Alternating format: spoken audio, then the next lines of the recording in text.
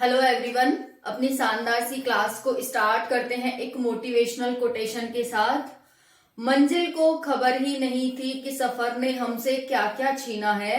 मंजिल को खबर ही नहीं थी कि सफर ने हमसे क्या क्या छीना है। जय हिंद, जय भारत। साथियों, ये हिंदी की क्लास है, सभी एग्जाम के लिए इम्पोर्टेंट है। आप यहाँ पर देख सकते हैं UPSI, SSC GD, UP constable, HTET, CTET और जिन भी एग्जाम में हिंदी आती है सभी के लिए इम्पोर्टेंट होने वाली है। आप सभी को पता है हम यहाँ पर मतलब एक हिंदी को एक अच्छे तरीके से, अच्छे माध्यम से इस क्लास में हम देख रहे हैं। कितने इजी तरीके से देख रहे हैं, आप पिछली क्लासों को जाकर के देख सकते हैं। तो हम अपनी क्लास को स्टार्ट करते हैं। आज हमारा है हिंदी भाषा का विकास कैसे हुआ, और हिंदी भाषा है वो किस भाषा परिवार की भाषा है। ठीक है, तो आज हमारा ये टॉपिक है। तो यहाँ पर देख सकते हैं Hindi, UPSI, SSC GD, UP constable and all exam. Okay, तो ये हमारा भारत, प्यारा भारत है। यहाँ पर देख सकते हैं हिंदी भाषा का विकास क्रम। हिंदी भाषा का विकास क्रम इस क्लास में हम देखेंगे, सब कुछ देखेंगे हिंदी भाषा के बारे में। तो पहला शब्द है हमारा हिंदी। हिंदी एक भाषा है, उसका विकास कैसे हुआ, उसका एक क्रम, ये हमारा टॉपिक कहना चाह रहा है।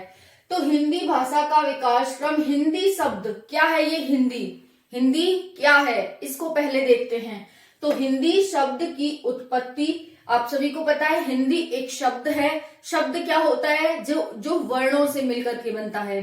शब्द वो होता है जो वर्णों से मिलकर के बनता है, उसी को हम शब्द कहते हैं। तो हिंदी एक शब्द है, इसकी उत्पत्ति कैसे हुई, ठीक है, ये हिंदी भाषा बनी कैसे, वो हम देखेंगे।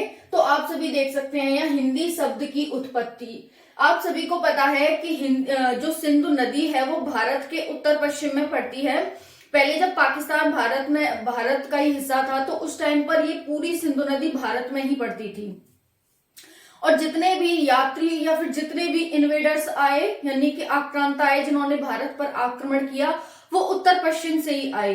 फारस के हो गए, ईरान के हो गए, अरबी हो गए, जितने भी आए वो सब उत्तर पश्चिम से ही भारत में एंटर किए थे। ठीक है, उसके बाद क्या हुआ कि जो फारस की लैंग्वेज है, जो ईरानियों की लैंग्वेज है, वो क्या करते हैं, फारस के लोग स को ह कहते हैं, स को ह कहते हैं और ध को द कहते हैं। स को ह कहते हैं और ध को द कहते हैं। तो उन्होंने क्या किया, सिंधु नदी थी, उनको पता था कि यहाँ पर एक सिंधु नदी है, तो उन्होंने क्या कहा, सिंधु को हिंदू कहना स्टार्ट कर दिया। स को ह और ध को द कहना, तो सिंधु से हिंदू शब्द बना। तो हिंदू शब्द बन गया। उसके बाद क्यों इन्होंने ऐसा कहा, क्योंकि सिंधु नदी भारत में ही पड़ती थी, तो उस वाले क्षेत्र को पूरे को क्या कह दिया इन्होंने, हिंदू क्षेत्र कह दिया। सिंधु क्षेत्र की जगह हिंदू क्षेत्र कह दिया।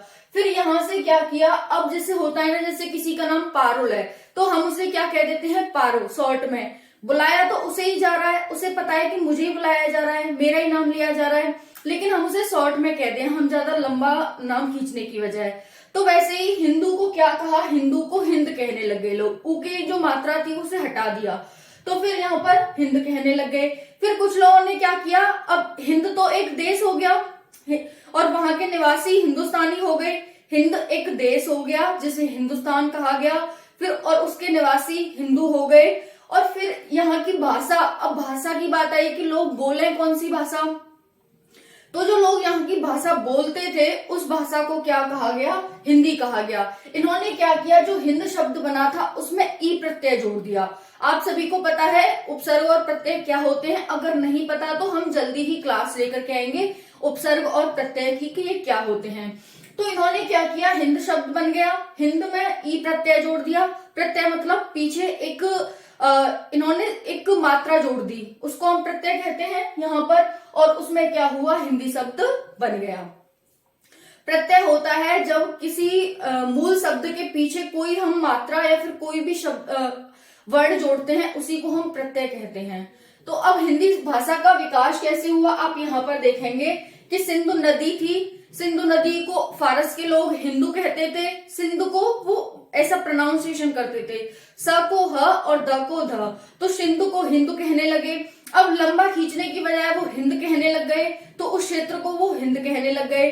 फिर उन लोगों की भाषा क्या हो, इसके लिए उन्होंने ई प्रत्यय जोड़ दिया और इस भाषा को हिंदी भाषा कहने लग गए।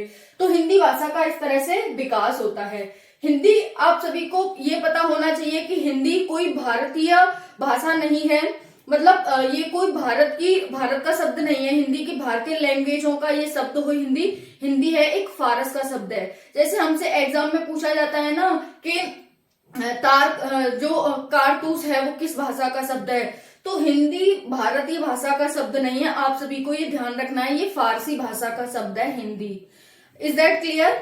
आप सभी को दोबारा मैं बता दूं एक बार फिर से कि हिंदी भारतीय भाषा का शब्द नहीं है, हिंदी फारस की भाषा का शब्द है। अगर एग्जामिनर आपसे पूछ ले कि ये किस भाषा का शब्द है, तो आपको फारसी भाषा का शब्द लगाना है, क्योंकि ये हिंदी उन्होंने ही दिया था ना, हमने तो पैदा नहीं किया इस हिंदी शब्द को, उन्होंने ही दिया था इसको। ठीक है, तो हम तो सिंधु कहते थे, लेकिन उन्होंने हिंदू बना दिया, हिंदू से हिंद बना दिया और फिर हिंद से हिंदी बना दिया। तो आप सभी को ये क्लियर हो गया होगा। तो हमने हिंदी शब्द की उत्पत्ति कैसे हुई वो देख लिया। अब हिंदी भाषा का विकास क्रम 1500 ईसा पूर्व से अब तक, हिंदी भाषा का विकास क्रम 1500 ईसा पूर्व से अब तक। देखो यहाँ पर हिंदी भाषा का विकास क्रम है कैसे, इसमें आई थी भारतीय आर्य भारोपीय भाषा परिवार। जो हिंदी है वो किस भाषा परिवार की भाषा है, तो आप यहाँ देखेंगे भारतीय आर्य भारोपीय भाषा परिवार की भाषा है हिंदी, यानी कि एक परिवार से आई है हमारी हिंदी एक भाषा। ठीक है, तो यहाँ पर आप देख सकते हैं भाषा परिवार के आधार पर हिंदी भारतीय भारोपीय भाषा परिवार की भाषा है। भाषा परिवार के आधार पर हिंदी भारोपीय भाषा परिवार की भाषा है, यानी कि एक परिवार में से ये भाषा एक निकल के आई है। एक परिवार होता है, उसमें बहुत सारे सदस्य होते हैं, वैसे एक भाषाओं का परिवार है जिसमें से एक भाषा हिंदी है, और वो कौन सा परिवार है, भारोपीय भाषा परिवार है। अब आपको क्लियर हो गया होगा।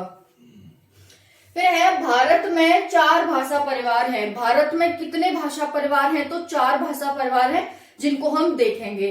तो यहाँ पर आप देख सकते हैं हिंदी भाषा का विकास क्रम, हिंदी विश्व की लगभग 3000 भाषाओं में से एक है। हिंदी विश्व की लगभग 3000 भाषाओं में से एक हमारी हिंदी है। तो हमने अभी तक क्या देखा, एक बार देखते हैं हिंदी भाषा का विकास क्रम 1500 ईसा पूर्व से अब तक जो हम देखेंगे। पहले हमने देखा कि हिंदी शब्द की उत्पत्ति कैसे हुई है, तो इसमें हमने देखा कि सिंधु नदी थी, सिंधु नदी को फारस के लोग स को ह कहते थे और द को ध कहते थे। इस तरह से सिंधु को हिंदू कहने लगे, फिर उन्होंने ऊ हटा दिया, सिर्फ हिंद आया, फिर उसमें ई प्रत्यय लगा दिया, हिंदी शब्द बन गया। फिर हमने उसके बाद देखा हिंदी विश्व की लगभग 3000 भाषाओं में से एक है। फिर हमने देखा भाषा परिवार के आधार पर हिंदी भारोपीय भाषा परिवार की भाषा है। भारत में 4 भाषा परिवार हैं, वो हम आगे देखेंगे। अब हम यहाँ पर देखते हैं कि जो हिंदी भाषा का विकास क्रम हमने देखा है, हमने कहा है कि जो हिंदी भाषा है वो भारतीय आर्य भारोपीय भाषा परिवार की एक भाषा है। भारतीय मतलब भारत, भारत में कौन आए थे, आर्य। ठीक है, भारत में आर्य आए थे, वैदिक समय की बात है, तो उनके आधार पर यहाँ पर आर्य लिख दिया हमने। फिर ये भारोपीय कहा जाता है क्योंकि यूरोप के लोग भी आए थे भारत में बहुत ज्यादा, तो उनके द्वारा भी भारत में विकास किया गया हिंदी भाषा का, तो इसलिए हमने भारत और यूरोपीय दोनों का मिक्सर कर दिया, यहाँ पर मिक्सचर कर दिया। फिर भाषा परिवार, तो भारतीय आर्य भारोपीय भाषा परिवार को हम यहाँ पर देखने वाले हैं, क्योंकि जैसा कि हमने यहाँ पर देखा था कि जो भाषा परिवार के आधार पर हिंदी है वो भारतीय भाषा परिवार की भाषा है। तो यहाँ पर हम देखेंगे इसे 3 भाग में डिवाइड करते हैं। भारतीय आर्य भारोपीय भाषा परिवार को 3 भाग में डिवाइड करते हैं। कौन सा, प्राचीन भारतीय आर्य भाषा, मध्यकालीन भारतीय आर्य भाषा और आधुनिक भारतीय आर्य भाषा। 3 भाग हो गए इसके। ठीक है, तो यहाँ पर हमारा हो गया प्राचीन भारतीय आर्य भाषा, मध्यकालीन भारतीय आर्य भाषा और आधुनिक भारतीय आर्य भाषा। हमने कहा है कि जो हिंदी भाषा का विकास क्रम है वो हम 1500 ईसा पूर्व से अब तक देखने वाले हैं। तो 1500 से 500 ईसा पूर्व के बीच में प्राचीन भारतीय आर्य भाषा आती है। देखो आपसे एग्जाम में ये पूछा जाएगा कि निम्नलिखित में से प्राचीन भारतीय आर्य भाषा किस काल क्रम में आती थी, किस काल क्रम में आती थी, किस काल में आती है। तो आपको दे देंगे यहाँ पर 1500 से 500 ईसा पूर्व पहला ऑप्शन, दूसरा ये दे देंगे, तीसरा ये दे देंगे, चौथा इनमें से एक और दे देंगे कि 500 से 800 ईसा पूर्व, इस तरह से। तो आपको ध्यान रखना है, इसीलिए मैंने ये सन भी लिख दी है क्योंकि एग्जामिनर इन्हें पूछता है। तो प्राचीन भारतीय आर्य भाषा कब से कब तक है? 1500 ईसा पूर्व से 500 ईसा पूर्व के बीच में। 1500 ईसा पूर्व से 500 ईसा पूर्व के बीच में ये वाली हमारी भाषा है प्राचीन भारतीय आर्य भाषा। फिर आती है मध्यकालीन। अब देखो प्राचीन को हम पुरानी कहते हैं कि सबसे पुरानी, ठीक है। तो सबसे पुरानी कौन सी होगी? प्राचीन भारतीय आर्य भाषा। फिर प्राचीन से आगे कौन सी आएगी? मध्य, यानी कि उससे थोड़ा आगे चले तो हमें मध्य भारतीय आर्य भाषा मिली। आगे चल के हमें क्या मिली? मध्यकालीन भारतीय आर्य भाषा। ये इसका टाइम पीरियड क्या था? 1500 ईसा पूर्व से 500 ईसा पूर्व। फिर हम जब मध्यकालीन भारतीय आर्य भाषा में आए तो इसका टाइम पीरियड क्या था? तो आप यहाँ पर देखेंगे 500 ईसा पूर्व से 1000 ईस्वी इसका टाइम पीरियड था। 500 ईसा पूर्व से 1000 ईस्वी, यहाँ पर ईसा पूर्व है फिर यहाँ ईस्वी आ जाता है, ठीक है। आप सभी को ये ध्यान होगा कि ईसा पूर्व क्यों लगाते हैं और ईस्वी हम क्यों लगाते हैं, ठीक है। तो देखो बुद्ध का जन्म हुआ था, उससे पहले हम क्या लगाते हैं? ईसा पूर्व लगाते हैं। ईसा मसीह का, सॉरी बुद्ध का नहीं, ईसा मसीह का। ईसा मसीह का जब जन्म होता है उससे पहले हम ईसा पूर्व लगाते हैं और ईसा मसीह के जन्म के बाद हम ईस्वी लगाते हैं। तो इतना आप सभी को क्लियर हो गया होगा। मैंने क्या बताया है ईसा पूर्व और ईस्वी में? मैंने कहा है कि यहाँ पर ईसा मसीह का जन्म होता है, इससे पीछे वाले टाइम को यहाँ हम ईसा पूर्व लगाते हैं और इसके बाद हम ईस्वी लगाते हैं। इतना क्लियर हो गया होगा। तो यहाँ पर ईसा पूर्व है और ये ईस्वी है। फिर तीसरी हमारी भाषा कौन सी आती है? तीसरी आती है आधुनिक भारतीय आर्य भाषा। आधुनिक भारतीय आर्य भाषा ये हमारी तीसरी भाषा है, ठीक है। अब इसका टाइम पीरियड कितना है? तो इसका टाइम पीरियड है 1000 ईस्वी से अब तक। 1000 ईस्वी से अब तक, जैसा कि हमने देखा था 1500 ईसा पूर्व से अब तक हम देखेंगे हिंदी भाषा का विकास।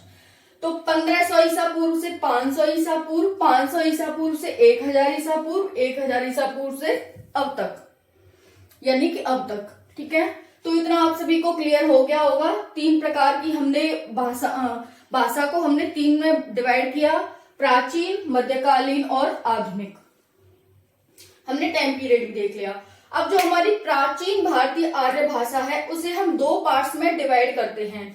प्राचीन भारतीय आर्य भाषा को हम 2 पार्ट्स में फिर से डिवाइड करते हैं। एक है वैदिक संस्कृत, दूसरी है लौकिक संस्कृत। पहली क्या है? वैदिक संस्कृत और दूसरी क्या है? लौकिक संस्कृत। तो वैदिक संस्कृत में क्या आता है? 1500 ईसा पूर्व से 1000 ईसा पूर्व तक ये हमारी वैदिक संस्कृत आती है। देखो आप सभी को पता होगा ये 1500 ईसा पूर्व से 500 ईसा पूर्व है, इसके बीच में ही इन दोनों का टाइम पीरियड आएगा। 1500 से 500 लिखा है यहाँ पर, तो हमने वैदिक संस्कृत को 1500 से 1000 ईसा पूर्व ले लिया। 1000 ईसा पूर्व से 500 ईसा पूर्व ये यहाँ तक आ जाएगी। देखो पीछे चलते हैं ना हम, 1500 से 1000, 1000 से 500, तो 1500 से 1000 तक ये हो गई, फिर 1000 से 500 ईसा पूर्व तक ये हो गई, ठीक है। तो आप सभी को ये ध्यान रखना है कि हमने इसको 2 पार्ट्स में डिवाइड किया, प्राचीन भारतीय आर्य भाषा को, एक वैदिक संस्कृत और दूसरी लौकिक संस्कृत। मतलब इसमें वैदिक और संस्कृत है, इसमें लौकिक और संस्कृत है, ठीक है। अब यहाँ पर देख सकते हैं ये छंदों में प्रयुक्त हुई है। अगर हम वैदिक संस्कृत की बात करें कि वैदिक संस्कृत भाषा को कहाँ प्रयोग किया गया है, तो आप बताएंगे कि इसका प्रयोग छंदों में किया गया है। जितने भी छंद हमारे लिखे गए हैं उन सब में इसका प्रयोग किया गया है वैदिक संस्कृत का। एग्जामिनर आपसे क्वेश्चन कैसे पूछेगा? एग्जामिनर पूछेगा कि छंदों में निम्नलिखित में से किस भाषा का प्रयोग किया गया है। छंदों में निम्नलिखित में से किस भाषा का प्रयोग किया गया है? ऑप्शन देगा लौकिक, दूसरा देगा वैदिक, नेक्स्ट देगा पाली, फिर देगा प्राकृत। तो इन चारों में से आपको बताना होगा कि छंदों में निम्नलिखित में से वैदिक भाषा है, वैदिक संस्कृत भाषा है, उसका प्रयोग किया गया है। तो यहाँ पर देख सकते हैं वैदिक का छंदों में प्रयोग किया गया है। टाइम पीरियड क्या है, आपसे ये भी पूछा जा सकता है कि वैदिक संस्कृत का समय काल क्या है। तो कितना है हमारा समय काल, 1500 से 1000 ईसा पूर्व, 1500 ईसा पूर्व से 1000 ईसा पूर्व इसका टाइम पीरियड है।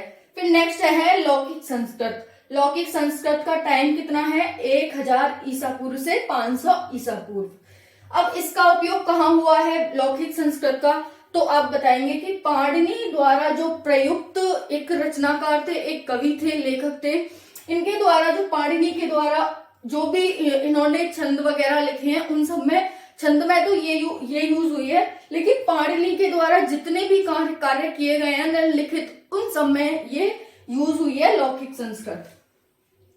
तो पाणिनि के द्वारा जितने भी कार्य किए गए हैं लिखित रूप में उन सब में क्या हुई है, लौकिक संस्कृत यूज हुई है। तो पाणिनि आपको यहाँ ध्यान रखना है और छंद आपको यहाँ ध्यान रखना है। इतना आप सभी को यहाँ पर क्लियर हो गया होगा। प्राचीन भारतीय आर्य भाषा 2 भागों में बांट दी, वैदिक लौकिक, टाइम पीरियड हो गया ये, और ये छंदों में, और ये पाणिनि द्वारा प्रयुक्त की गई है भाषा को, लौकिक संस्कृत को। फिर हम आते हैं मध्यकालीन भारतीय आर्य भाषा। मध्यकालीन भारतीय आर्य भाषा ये 1500 ईसा पूर्व से 1000 ईसा पूर्व इसका टाइम पीरियड है। इसमें 3 भाषाओं में हम इसे डिवाइड करेंगे मध्यकालीन आर्य भाषा को। देखते हैं, पहली है पाली, दूसरी है प्राकृत और तीसरी है अपभ्रंश। पहली कौन सी है, पाली, प्राकृत और अपभ्रंश। देखो जिस तरह से हमने प्राचीन भारतीय आर्य भाषा को 2 पार्ट्स में डिवाइड किया था, एक वैदिक एक लौकिक, उसी तरह से हम इसको भी 3 पार्ट्स में डिवाइड करते हैं। किसको, मध्यकालीन भारतीय आर्य भाषा को। पहला है पाली, दूसरा है प्राकृत और तीसरा है अपभ्रंश। तो सबसे पहला काम हमारा क्या है, इनका टाइम पीरियड देखना कि कब से कब तक रही। तो आप यहाँ पर देखेंगे जो पाली भाषा है वो 500, देखो इसी के बीच में रहेगा इनका टाइम पीरियड, 500 ईसा पूर्व से 1000 ईस्वी के बीच में। तो 500 ईसा पूर्व से 1 ईस्वी तक पाली भाषा रहती है, फिर 1 ईस्वी से 500 ईस्वी तक प्राकृत भाषा रहती है, 500 ईस्वी से 1000 ईस्वी तक कौन सी रहती है, अपभ्रंश भाषा रहती है। अब पाली भाषा कैसी है, तो पाली है वो भारत की प्रथम देश भाषा है। पाली भारत की प्रथम देश भाषा है।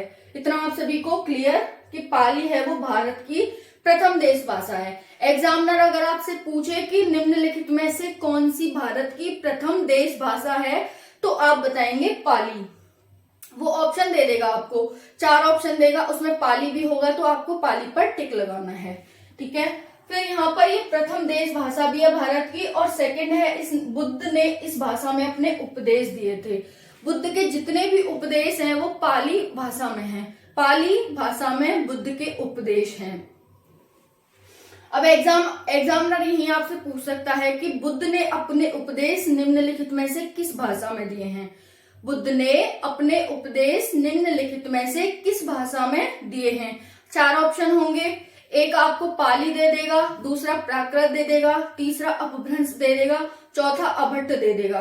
तो आपको ए ढूंढना है, ए पर टिक लगाना है पाली। तो यहाँ पर हमारा ये हो जाता है पाली भाषा। फिर दूसरी है हमारी प्राकृत भाषा। दूसरी कौन सी है, प्राकृत भाषा। इसका टाइम पीरियड कितना है, तो 1 ईस्वी से 500 ईस्वी तक इसका टाइम पीरियड है। ये दूसरी देश भाषा है, ये हमारी दूसरी देश भाषा है। भारत की दूसरी देश भाषा कौन सी है, आप कहेंगे प्राकृत भाषा। भारत की दूसरी देश भाषा कौन सी है, योर आंसर इज प्राकृत भाषा। तो यहाँ पर देख सकते हैं दूसरी देश भाषा है, और जैन साहित्य इसी में लिखा गया है। महावीर स्वामी के द्वारा जितने भी उपदेश दिए गए हैं वो प्राकृत भाषा में ही दिए गए हैं। तो पहले आप पाली ध्यान रखेंगे, बुद्ध के उपदेश, दूसरा आप प्राकृत ध्यान रखेंगे, महावीर के उपदेश। पहली जो हमारी पाली है वो प्रथम देश भाषा है, प्राकृत है वो दूसरी देश भाषा है। फिर आता है अपभ्रंश। फिर कौन सा आता है? फिर आता है अपभ्रंश। अपभ्रंश के बारे में यहां पर क्या कह रहा है, अपभ्रंश के बारे में देख लेते हैं। तो देखो अपभ्रंश के बारे में ये कह रहा है कि 500 ईस्वी से 1000 ईस्वी तक इसका टाइम पीरियड है। ये अपभ्रंश है क्या? अपभ्रंश उसे कहा गया है जो अपने पथ से भटक गई भाषा को। अपने पथ से भटक गई भाषा का मतलब है, जैसे मान के चलो कोई भारत की भाषा हिंदी है, अब हिंदी है तो पूरे भारत में बोली जाएगी, ये आपको क्लियर कि अगर भारत की भाषा है तो पूरे भारत में बोली जाएगी। लेकिन सपोज दैट कि ये अब पूरे भारत में तो हिंदी नहीं बोली जाती, हालांकि ज्यादातर लोग बोलते हैं, बट सभी राज्यों की अपनी अपनी अलग भाषा है। बांग्ला, उड़िया, असमिया और डोगरी, मैथिली, संथाली। तमिलनाडु जो दक्षिण भारत के राज्य हैं उनकी अपनी अपनी भाषा है, तमिल, तेलुगु, कन्नड़, ये सब। तो सबकी अलग अलग भाषाएं हो गई हैं। इसका मतलब क्या है, जब ऐसा नहीं है कि हिंदी भटक गई। यहाँ पर आप समझने की कोशिश करना, जब कोई भी भाषा चली आ रही है वो पूरे देश में चल रही है और फिर उसके बाद क्या हो जाए, वो अलग अलग तरीके से वो अलग अलग हो जाए, उस भाषा को लोग अपने अपने तरीके से उपयोग करने लग जाएं, उसके शब्दों को अपने अपने आधार पर जोड़ने, घटाने, उल्टा टेढ़ा सीधा करके बोलने लग जाए, तो उसी को हम क्या कहते हैं, अपभ्रंश कहते हैं। यानी कि भ्रंश पड़ गया, भाषा में भ्रंश पड़ गया, दरार पड़ गई तो वो अलग अलग हो गई, तो उसको लोग अपने अपने तरीके से, अपने अपने माध्यम से लोग बोलने लगे। इसी के आधार पर उड़िया, असमिया, ये सब भाषाएं आई। तो आपको यहाँ क्लियर हो गया होगा कि अपभ्रंश क्या है। अपभ्रंश का मतलब हो गया पथ से भटक गई भाषा, यानी संक्रमणकालीन भाषा। अब बोलेंगे तो हिंदी की भाई समझ जाओगे आप, जब कोई बांग्ला बोलता है तो थोड़ी बहुत आप समझते हो कि हाँ इसमें हिंदी का मिक्सचर है। वैसे ही कोई तेलुगु बोलता है तो आप समझते हो हाँ इसमें हिंदी का मिक्सचर है। राजस्थानी बोलता है तो आप समझते हो हाँ इसमें हिंदी का मिक्सचर है। बट क्या है कि वो संक्रमणकालीन हो गई, लोगों ने उसके में संक्रमण कर दिया। एक राजस्थानी कोई भाषा थी, उसको हिंदी भाषा को राजस्थानी में मिक्स करके बोल रहे हैं लोग, ठीक है। वैसे ही बांग्ला भाषा थी, बांग्ला को हिंदी के साथ मिक्स करके बोल रहे हैं लोग, ठीक है। वैसे ही तेलुगु, कन्नड़, मलयालम, ये भाषाएं, इसमें हिंदी को मिक्स करके लोग बोल रहे हैं। तो ये क्या हो गई, एक संक्रमणकालीन भाषा हो गई, यानी कि दो भाषाओं को यहाँ पर जोड़ दिया गया, दो भाषाओं का संक्रमण कर दिया गया।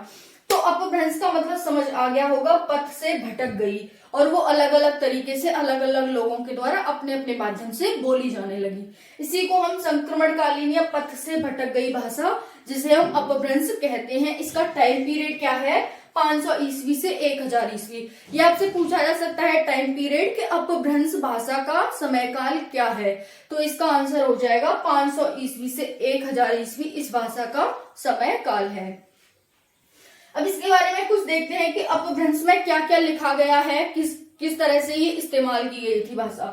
तो पहला है, विद्यापति ने अपनी पुस्तक कीर्तिलता में अभट्ट का वर्णन किया है। किसने किया है, विद्यापति ने अपनी पुस्तक कीर्तिलता। तो ये आपको कीर्तिलता पुस्तक ध्यान रखनी है। कीर्तिलता पुस्तक किसकी है, विद्यापति की। इन्होंने क्या किया, विद्यापति ने अपनी पुस्तक कीर्तिलता में अभट्ट का वर्णन किया है। अनेक भाषाओं का मिश्रण होने लगा इसमें। स्वयंभू ने के अनुसार 8वीं ईस्वी से 13वीं ईस्वी तक इसका समयकाल माना जाता है। देखो मैं क्या कहना चाह रही हूँ, आप वो समझो मेरी क्या भावना है। यहाँ पर ये कह रहा है ये अपभ्रंश है और ये इस तरह से भटक गई, तो इस तरह से इसमें भ्रंश पड़ गया और ये एक नई भाषा निकल के आई जिसे हम अपभ्रंश भाषा कहते हैं। अपभ्रंश भाषा को विद्यापति ने अपनी पुस्तक कीर्तिलता में उपयोग किया, इस्तेमाल किया और उसमें अभट्ट का इनके द्वारा वर्णन किया गया है। अब अभट्ट क्या है, तो अभट्ट अपभ्रंश का एक विकृत रूप है, यानी कि एक बड़ा रूप। अभी तक तो ये मान लो थोड़ा बहुत भटकी थी अपने पथ से, लेकिन अभट्ट में क्या है, ये एकदम से डाइवर्ट हो जाती है, एकदम से टर्न ले लेती है। तो अपभ्रंश का विस्तृत रूप अभट्ट है। तो अभट्ट भी एक भाषा है जिसमें बहुत सारा संक्रमण हो जाता है, बहुत सारा मिश्रण हो जाता है बहुत सारी भाषाओं का। ठीक है। तो यहाँ पर आप देख सकते हैं विद्यापति ने अपनी पुस्तक कीर्तिलता में अभट्ट का वर्णन किया है। अनेक भाषाओं का मिश्रण होने लगा, किसमें? अपभ्रंश में। और स्वयंभू के द्वारा, ये भी एक रचनाकार है, लेखक है, इनके द्वारा 800 ईस्वी से 1300 ईस्वी तक इसका समय काल माना जाता है। तो कब हो गया इनके द्वारा? अगर आपसे पूछे ना स्वयंभू के अनुसार अपभ्रंश का टाइम पीरियड कौन सा है, तो आप ये वाला बताएंगे, 8 ईस्वी से 13 ईस्वी तक। लेकिन वहीं आपसे नॉर्मल पूछा जाए, कोई स्वयंभू नाम ना लिया जाए, तो आप ये बताएंगे 500 ईस्वी से 1000 ईस्वी के बीच में। ठीक है, तो ये काफी इंपॉर्टेंट है यहाँ पर, ये अपभ्रंश 500 ईस्वी से 1000 ईस्वी तक इसका टाइम पीरियड है। संक्रमणकालीन भाषा होती है। विद्यापति ने अपनी पुस्तक कीर्तिलता में अभट्ट का वर्णन किया है। अनेक भाषाओं का इसमें मिश्रण है। और स्वयंभू के द्वारा जो इसका टाइम पीरियड है वो 8 ईस्वी से 13 ईस्वी तक माना जाता है। इतना आप सभी को क्लियर हो गया होगा। हमने प्राचीन भारतीय आर्य भाषा देखी, जिसको हमने 2 पार्ट्स में डिवाइड किया, वैदिक संस्कृत, लौकिक संस्कृत। किस किस तरह से इनको यूज किया गया है हमने ये देखा। फिर उसके बाद मध्यकालीन भाषा देखी। मध्यकालीन भाषा को हमने 3 पार्ट्स में डिवाइड किया, पाली, प्राकृत और अपभ्रंश। और फिर हमने उसमें देखा, फिर अपभ्रंश क्या है हमने ये देखने की कोशिश की। ठीक है, तो अब यहाँ पर आप सभी को, अब हम नेक्स्ट देखते हैं आधुनिक भारतीय आर्य भाषा। मध्यकालीन हो गई, आधुनिक। जैसे हम इतिहास पढ़ते हैं ना, प्राचीन भारत का इतिहास, मध्यकालीन भारत का इतिहास, आधुनिक भारत का इतिहास, तो उसी तरह से हमने हिंदी भाषा को भी पढ़ने की कोशिश की है कि जो हिंदी भाषा का विकास हुआ है वो भी प्राचीन भारतीय आर्य भाषा, मध्यकालीन भारतीय आर्य भाषा और आधुनिक भारतीय आर्य भाषा। तो नेक्स्ट है हमारी आधुनिक भारतीय आर्य भाषा। इसका टाइम पीरियड क्या है? इसका टाइम पीरियड है 1000 ईस्वी से अब तक। तो इसका टाइम पीरियड क्या है? 1000 ईस्वी से अब तक इसका टाइम पीरियड है। इसको 3 पार्ट्स में डिवाइड किया गया है, प्राचीन हिंदी, मध्यकालीन हिंदी और आधुनिक हिंदी। इसे कितने पार्ट्स में डिवाइड किया गया है आधुनिक भारतीय आर्य भाषा को? कितने? 3 पार्ट्स में, प्राचीन हिंदी, मध्यकालीन हिंदी, आधुनिक हिंदी। अब प्राचीन का मतलब ये नहीं है पहले से हम ईसा पूर्व से लेके आ रहे हैं। यहाँ पर देख सकते हैं 1100 ईस्वी से 1400 ईस्वी के बीच में हमने प्राचीन हिंदी को बांटा है। मध्यकालीन हिंदी को 1400 से 1850 ईस्वी तक बांटा है और आधुनिक हिंदी को 1850 से अब तक हमने बांटा है। तो आधुनिक भारतीय आर्य भाषा, क्योंकि अभी इसमें आर्य भाषा थी, एक भारोपीय भाषा की परिवार की आ रही थी, फिर हमने सिर्फ हिंदी को लिया कि भाई हिंदी अपनी हिंदुस्तान की पहचान है। फिर उसको हमने बांट दिया कि प्राचीन हिंदी, मध्यकालीन हिंदी और आधुनिक हिंदी। 1100 से 1400 ईस्वी, 1400 ईस्वी से 1850, 1850 ईस्वी से अब तक। तो यहाँ पर ये हमने 3 पार्ट में इस तरह से डिवाइड किया है। फिर हिंदी भाषा का विकास क्रम, आप ऊपर देख सकते हैं हिंदी भाषा का विकास क्रम। हिंदी की आदि जननी संस्कृत है। हिंदी आई कहां से है? हिंदी संस्कृत भाषा से आई है। तो हिंदी की आदि जननी संस्कृत है। ये इस तरह से क्वेश्चन पूछा जाता है कि हिंदी की आदि जननी कौन सी भाषा है, हिंदी की आदि जननी कौन है? तो आपको दे देगा हिंदी की आदि जननी में पाली, प्राकृत और एक संस्कृत दे देगा, एक अभट्ट दे देगा। तो ये आपको 4 भाषाएं दे देगा। तो आपको लगाना है कि हिंदी की जो आदि जननी है, यानी कि हिंदी का जन्म किससे हुआ है, आदि जननी का मतलब, तो हिंदी का जन्म संस्कृत से ही हुआ है। तो हिंदी की आदि जननी संस्कृत है। संस्कृत के बाद पाली आती है, पाली के बाद प्राकृत आती है, प्राकृत के बाद अपभ्रंश, फिर अभट्ट, फिर प्राचीन हिंदी। प्राचीन हिंदी के बाद यहाँ पर मध्यकालीन हिंदी और आधुनिक हिंदी। इसको हम ट्रिक से भी देखेंगे इसकी, कि हिंदी का विकास क्रम की एक ट्रिक देखेंगे, है ना। तो यहाँ पर मैं दोबारा से बता देती हूँ आपको, हिंदी की आदि जननी संस्कृत है, संस्कृत के बाद पाली, पाली के बाद प्राकृत, प्राकृत के बाद अपभ्रंश, अपभ्रंश के बाद अभट्ट, अभट्ट के बाद प्राचीन हिंदी, मध्यकालीन हिंदी, आधुनिक हिंदी। पाली में किसके उपदेश दिए गए थे? पाली में किसके द्वारा उपदेश दिए गए थे? तो पाली भाषा में गौतम बुद्ध के द्वारा उपदेश दिए गए थे। प्राकृत में किसके द्वारा उपदेश दिए गए थे? तो महावीर स्वामी के द्वारा। फिर आता है हमारा यहाँ पर अपभ्रंश, अभट्ट, तो ये अपने पद से भटक गई थी, तो इनका विस्तृत रूप ये सब हो जाता है। तो हम यहाँ की इसकी ट्रिक देखते हैं हिंदी भाषा के विकास क्रम की। तो देखो यहाँ पर ट्रिक है एक बहुत ही मजेदार। हिंदी का विकास क्रम यानी हिंदी भाषा का विकास क्रम, भाषा लगा लेते हैं यहाँ पर, हिंदी भाषा का विकास क्रम।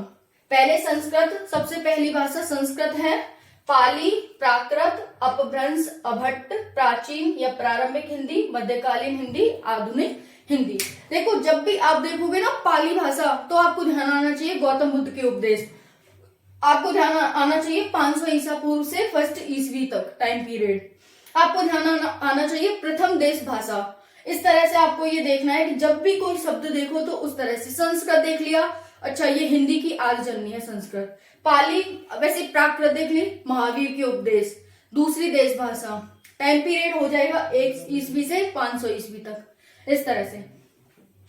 तो संस्कृत, सबसे पहली संस्कृत, फिर पाली, फिर प्राकृत, अपभ्रंश, अपभ्रंश का ही विस्तृत या विकृत रूप क्या है, अभट्ट है, फिर प्राचीन या प्रारंभिक हिंदी, मध्यकालीन हिंदी और आधुनिक हिंदी। अब इसकी ट्रिक क्या है, ट्रिक है एसपी, एसएचओ ये सब होते हैं ना पुलिस में, तो एसपी का साइलेंट है, पीए, उसका जो पीए है वो आंध्र प्रदेश में, एपी आंध्र प्रदेश, मां के साथ रहता है, एमए। तो एसपी का पीए आंध्र प्रदेश में मां के साथ रहता है। ये 8 शब्द हैं, ये 8 हमने यहाँ पर भाषाएं देखी, संस्कृत, पाली, प्राकृत। तो देखो संस्कृत, पाली, प्राकृत, अपभ्रंश, अभट्ट, प्राचीन हिंदी, मध्यकालीन हिंदी और आधुनिक हिंदी, 8 हो गए ना। तो इसी तरह से एसपी का साइलेंट है, पीए आंध्र प्रदेश मां के साथ, एमए, बाकी सब साइलेंट है। तो ये 8 है, आपको इस तरह से याद कर सकते हैं ना क्रम से, क्योंकि ये क्रम में ही पूछी जाती हैं साथियों। देखो यहाँ पर आप देख सकते हैं ये क्रम में ही पूछी जाती हैं। तो आपको बस ध्यान रखना है एसपी का पीए आंध्र प्रदेश में मां के साथ। तो ये आपको इसकी पीडीएफ मिल जाएगी, टेंशन मत लेना, और इसके आप नोट्स बना लें साथियों, बहुत ही जरूरी है नोट्स। तो हमने क्या क्या देखा, हमने देखा हिंदी भाषा का विकास क्रम 1500 ईसा पूर्व से अब तक, हिंदी शब्द की उत्पत्ति कैसे हुई है, ये किस भाषा का शब्द है, हिंदी फारसी भाषा का शब्द है, हिंदी विश्व की लगभग 3000 भाषाओं में से एक है, भाषा परिवार के आधार पर हिंदी भारोपीय भाषा परिवार की भाषा है। तो आपसे पूछा जा सकता है कि हिंदी किस भाषा परिवार की है, तो आप बताएंगे कि ये भारोपीय भाषा परिवार की है। तो भारत में 4 भाषा परिवार जो हमने बताए थे वो हम देखेंगे यहाँ पर अभी, है ना। फिर यहाँ पर हमने 3 भागों में बांटा, भारतीय आर्य भाषा परिवार को 3 भाग हो गए ये। फिर हमने इसे 2 भाग में, इसे 3 भाग में और इसे 3 भाग में बांटा। अब हम जो 4 भाषा परिवार हैं वो देख लेते हैं यहाँ पर। तो आप यहाँ पर कॉर्नर में देख सकते हैं, देखो भारत में 4 भाषा परिवार हैं जो हमने ऊपर देखा। पहला है भारोपीय भाषा परिवार, जो कि सबसे ज्यादा बोली जाती है, 73%। भारत और यूरोप की भाषा का मिश्रण भारत में 73% बोला जाता है। फिर है द्रविड़ भाषा परिवार, द्रविड़ यानी कि दक्षिण वाला भाग है जो हमारा, वहां पर वो वाली भाषा 25% बोली जाती है। फिर है ऑस्ट्रेलियाई भाषा परिवार, यानी कि ऑस्ट्रेलिया की साइड में, जो ऑस्ट्रेलिया का साइड कहाँ है, पूर्व दक्षिण में, तो पूर्व दक्षिण में हमारी कौन सी भाषा बोली जाती है, ऑस्ट्रेलियाई भाषा परिवार है, और वो 1.3% बोली जाती है। फिर है चीनी तिब्बत भाषा परिवार, कहाँ है, उत्तर पूर्व की साइड, वो कितनी बोली जाती है, 0.7% बोली जाती है। तो ये आपको क्रम याद रखना है, एग्जाम में पूछेगा आपसे कि निम्नलिखित में से इसको क्रम से अरेंज करें, या फिर पूछेगा कि कौन सी भाषा कितना % बोली जाती है। तो आपसे पूछ लेगा द्रविड़ भाषा परिवार कितने % बोली जाती है, क्या 30%, क्या 35%, क्या 33% या 25%। तो आपको 25% पर टिक लगाना है। तो ये थे क्रम से, सबसे ज्यादा भारोपीय भाषा परिवार, फिर द्रविड़ भाषा परिवार, फिर ऑस्ट्रेलियाई भाषा परिवार, फिर चीनी तिब्बत भाषा परिवार। देखो ये हमारा भारत है। देखो मैं बताती हूँ आप सभी को अच्छे से, यहाँ पर देखो ये हमारा भारत है,